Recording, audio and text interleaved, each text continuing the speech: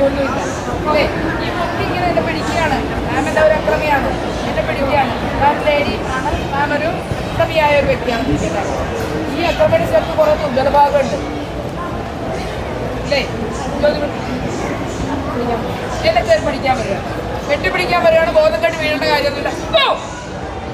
കണ്ണ് അക്രമിനെ പിടുത്താ കഴിഞ്ഞാൽ നമ്മൾ ദൂരെ വിടും അല്ലേ?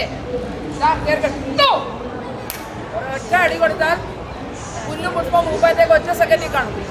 ഇനി അതല്ല, ആൾ കയറി എന്ന് വന്നു പോയി ഒന്ന് പിടിച്ചു നോക്കി, ഇങ്ങനെ വെച്ച് നോക്കടാ. ഇതിന് കരാട്ടെ കുമ്പോ എല്ലാം പഠിക്കണം. നമ്മുടെ സുരക്ഷ നമ്മുടെ കയ്യിലാണ്.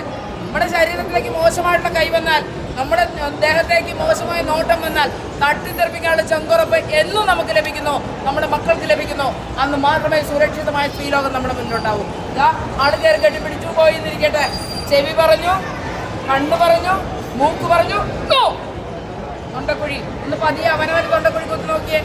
നോക്കടാ, അവനവന് തൊണ്ടക്കുഴിയല്ലേ. ഒരുത്തന്നെ ശരീരത്ത് കൈവെക്കില്ല. ഒരു കൈവരൽ ഉയർത്താൻ നിങ്ങൾക്ക് പറ്റുമെങ്കിൽ നിങ്ങളുടെ സുരക്ഷ നിങ്ങളുടെ കയ്യിലാണ്. നെഞ്ചിൻ കൂട്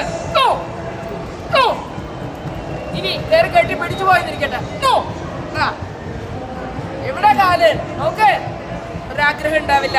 ഞാൻ പറയുന്നത് ആരെ ഇടിച്ചുകൂടി പോലീസ് സ്റ്റേഷനിൽ കൊണ്ടുപോകാനൊന്നുമല്ല.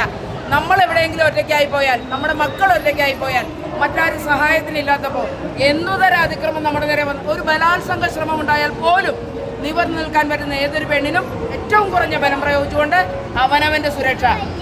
അക്രമം ഉണ്ടാകുമ്പോൾ പോലീസ് വരണ പിന്നീടാണ്, ബന്ധുക്കൾ ഓടിക്കേണ്ട പിന്നീടാണ്. സ്വന്തം സുരക്ഷ സ്വന്തം കയ്യിലാണ്. അതിനുതകുന്ന തരത്തിൽ നിങ്ങളെ ശാരീരികമായും മാനസികമായും മാറ്റിയെടുക്കുന്ന പ്രോജക്റ്റാണ് കേരള പോലീസിന്റെ സെൽഫ് ഡിഫെൻസ്.